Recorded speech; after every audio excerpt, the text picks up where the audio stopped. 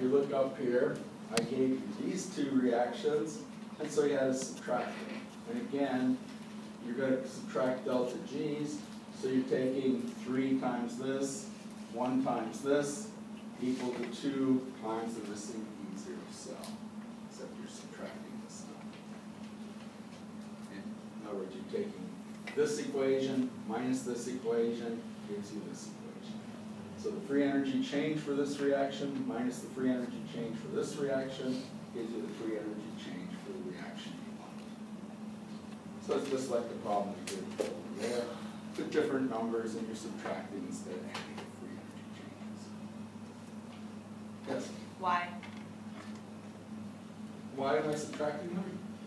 What makes the difference? How would we know to look at the Well, you problem? want to get to this equation from these two. Okay.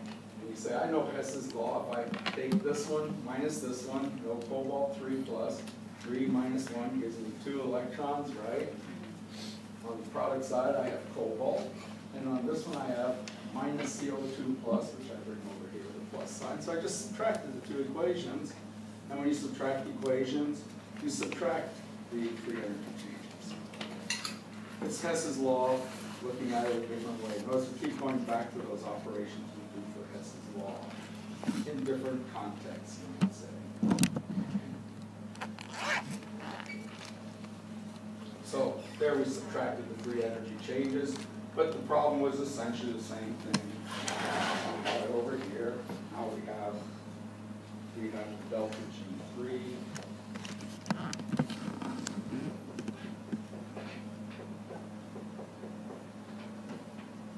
And for the third equation, it's 2 E3. For the first equation, E is 3, and E is 0.420. Here, E is 1. 0.820. And now we solve for E3. Okay. That's the same way I set this one up right here, and we got this thing, put in my E's, solved it, put it in the half cell potential.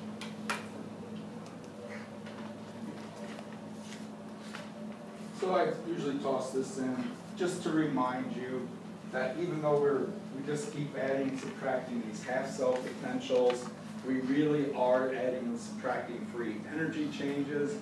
And if we're working with a balanced equation, adding and subtracting the free energy changes gives you the same number for the overall cell potential.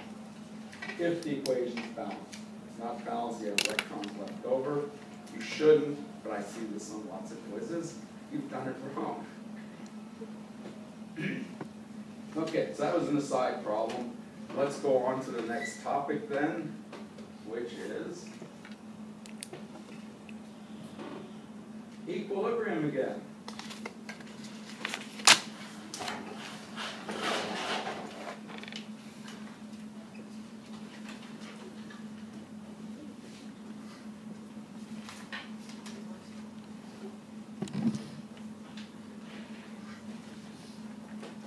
And we remember this thing from thermodynamics. Delta G0.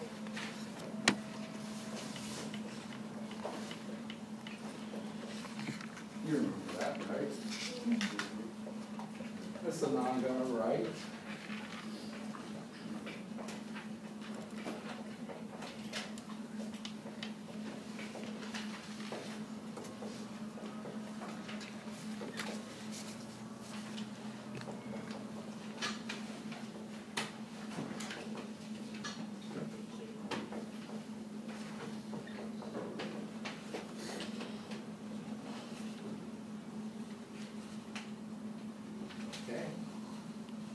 So there's the relationship now between cell potentials and the equilibrium constant.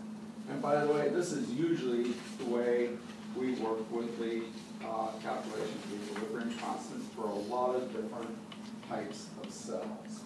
We measure cell potentials and relate it to we'll do we'll do a problem for KSP. But basically, this is the relationship in terms of cell potentials. And then the other thing I wanted to get to,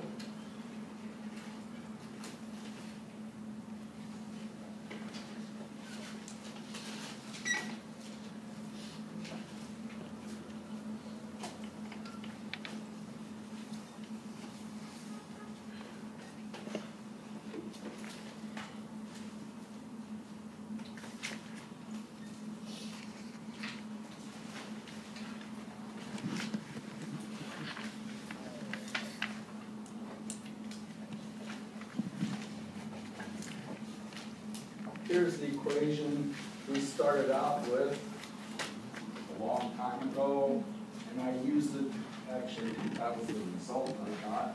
I went through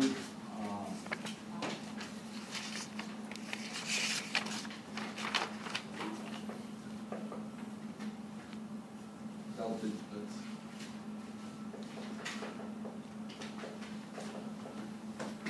I'm not going to do the whole thing, just remind me what I did. If I wanted delta G, I took the free energy, VC plus D like that. And I went through it and I eventually came up with this equation. And I said at equilibrium, this is 0, and we reversed it and we got that equation. Okay. So what we had was the relationship between the free energy change and the equilibrium constant. And now we want to convert this to the famous Nernst equation. And he's going to put in minus NFE seconds. There he does that. And he does that. E0 cell, all he did was substitute NFE, divide through like I did, and you have minus RQ. Just put if E cell is 0, the system's at equilibrium. So this is 0, system's at equilibrium. This number becomes the equilibrium constant, and we get the equation right here. Okay. So I want to get to the next equation that he writes here. And this is what you all, can you see it? I can't see.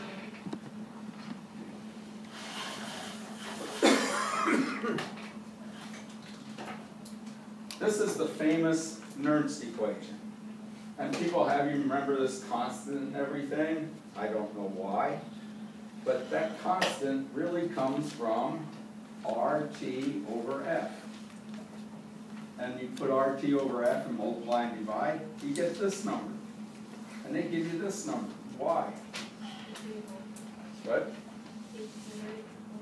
Yeah, this is in terms of natural log to the base E. This is the log to the base 10. So there's a factor of 2.303. That's the conversion factor between the natural logarithm scale and the scales to the base 10. And that's what's in this number. And for some reason, people always have you do the Nernst equation. I don't know why. Because if you want to do the problem,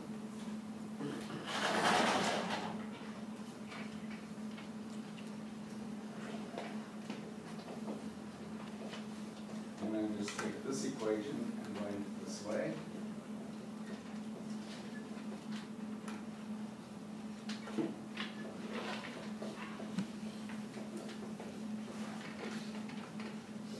Q. Now Q is the reaction quotient because we're not working at non-standard states. Okay? So these are the non-standard state concentrations essentially. But notice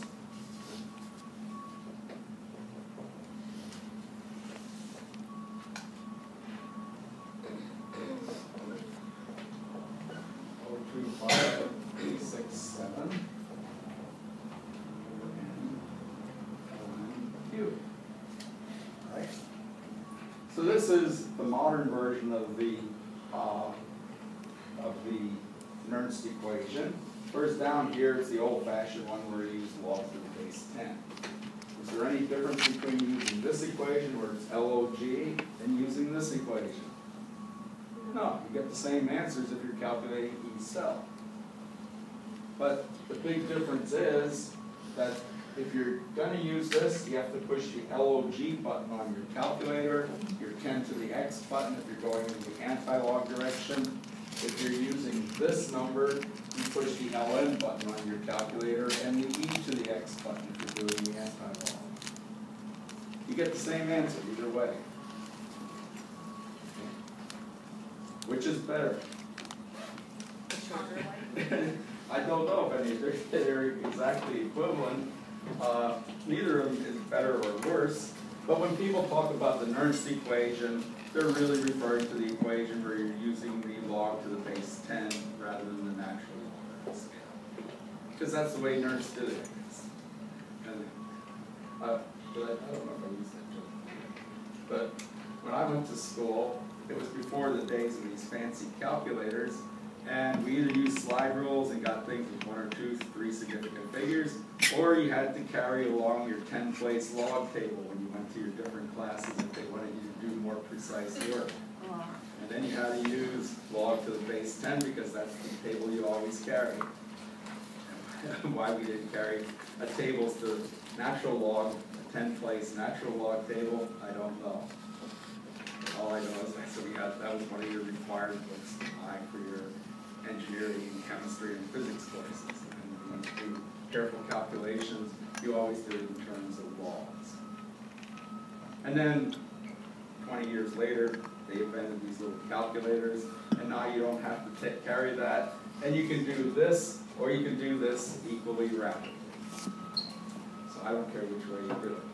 The other thing you have to remember, though, when you're doing this,